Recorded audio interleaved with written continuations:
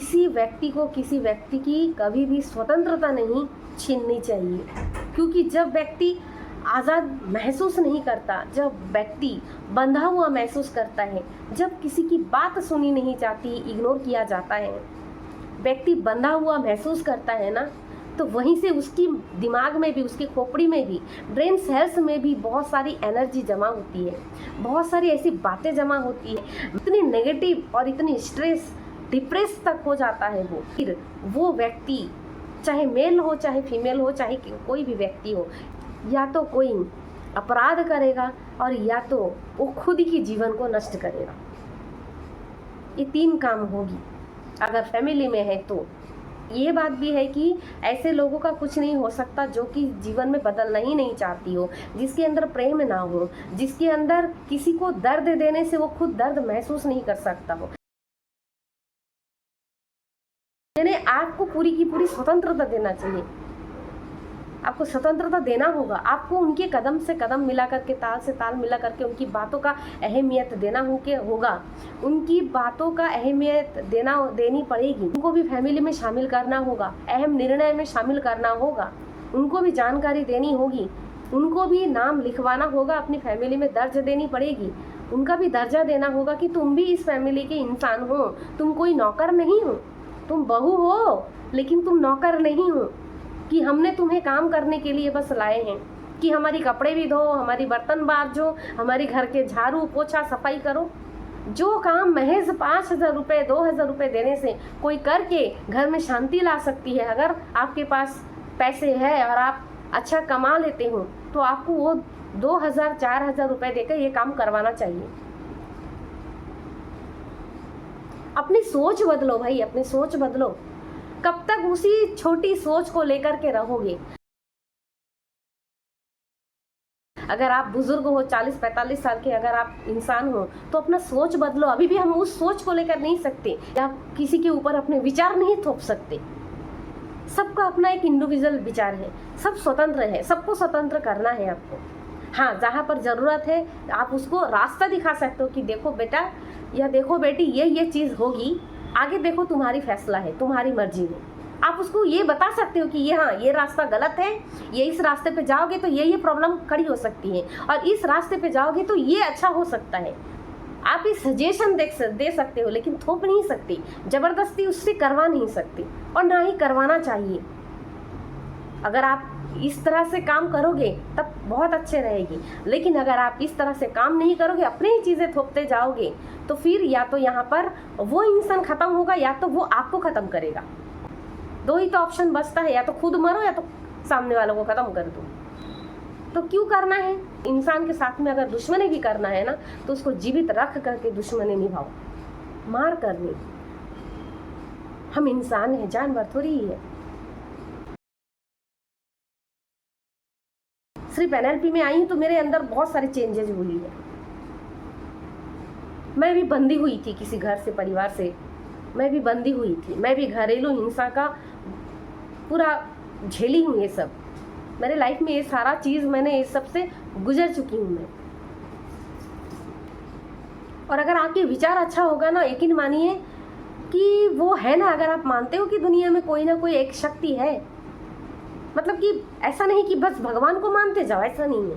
बस भगवान है तो है, बस इतना ही मान लो, ज़्यादा मानने की ज़रूरत नहीं है। उसमें भी फिर वो बहुत सारी अंधभक्त, बहुत सारी गलत चीज़ें उसमें जुड़ जाता है। बस मानो कि हाँ, नेचर अपना काम कर रहा है, कोई अच्छा ईश्वर की एनर्जी है, बस यहाँ तक सीमित रखो।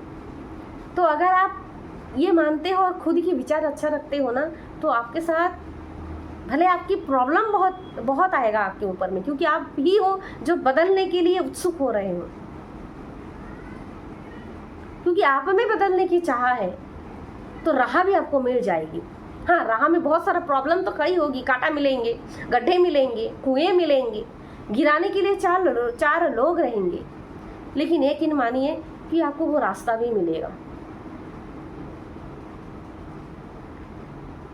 तो जब मेरी ये 5 साल हुआ है कि मैं स्वतंत्र जी रही हूँ, अपने मन का खा पा रही हूँ, अपना मन का पहन पा रही हूँ, साड़ी से लेकर के मैं सूट में आई हूँ, घूमने जाती हूँ, बाहर जाती हूँ, खुली हवा में सांस लेना मैंने तो ये 5 साल से सीखा है।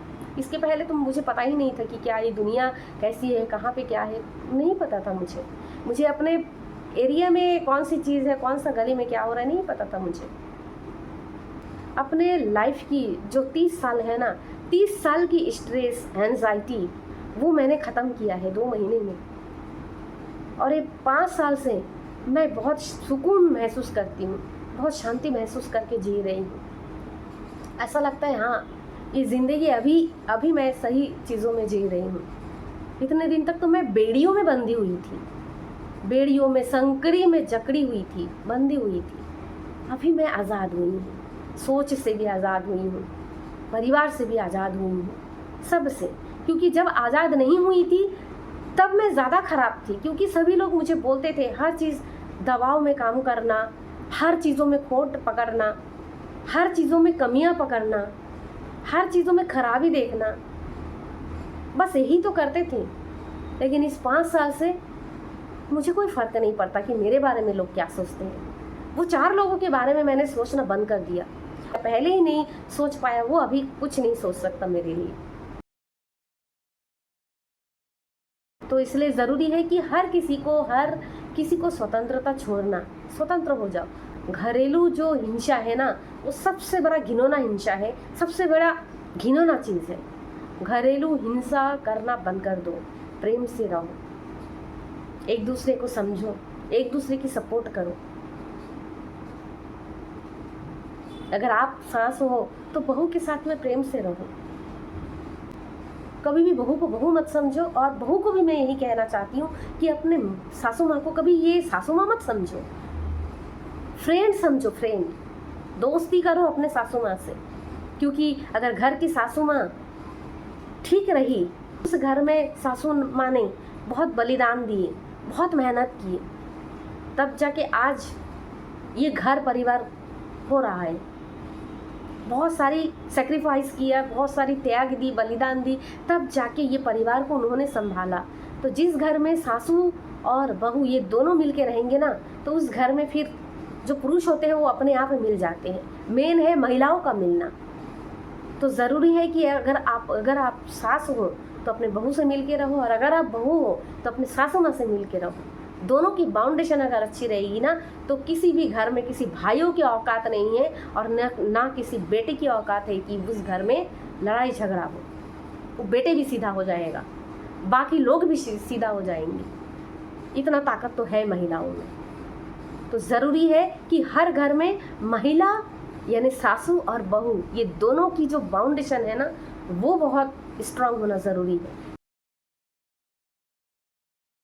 जब आप लड़की देखने जाते हो या लड़का देखने जाते हो, कुंडली वो लड़के के साथ लड़की का मत मिलाओ। कुंडली अगर मिलाना है ना, तो घर की सासू माँ के साथ बहू का कुंडली मिलाओ, कि ये दोनों की तरह मिल के रह सकते हैं। क्योंकि जिस घर में बहू और सासू मिल के रहेंगे, उस घर में शांति आएगी, कलेश नहीं आएगी। लेकिन जिस घर में बहू और सासू माँ का झगड़ा होगा, फिर वो घर जो है ना, कैसे भी होगा, टूट जाएगी, टूटेगी ही टूटेगी। अगर इस वीडियो से आपको कुछ भी अच्छा लगा हो, आपके दिल तक मेरी बात पहुंचा हो, तो कृपया तो आप अपना अनुभव या आपके मन की जो प्रश्न है, आप मुझे कमेंट करके बता सकते हो। मैं हर कमेंट का जवाब दूँगी। Thank you. 80 और 2000, क्योंकि 1980 और 90 के बाद कोई जनरेशन ऐसा नहीं है कि घरेलू हिंसा सहे। अभी की नारी, अभी की महिलाएं, अब की स्त्री बहुत, अब की स्त्रियां, अब की महिलाएं, अब की नारी बहुत स्वतंत्र है। या तो वो छोड़ देगा, या तो किसी को मार देगा, या तो खुद मर जाएगा, लेकिन घरेलू हिंसा सहेगी नहीं हमारे जैसे।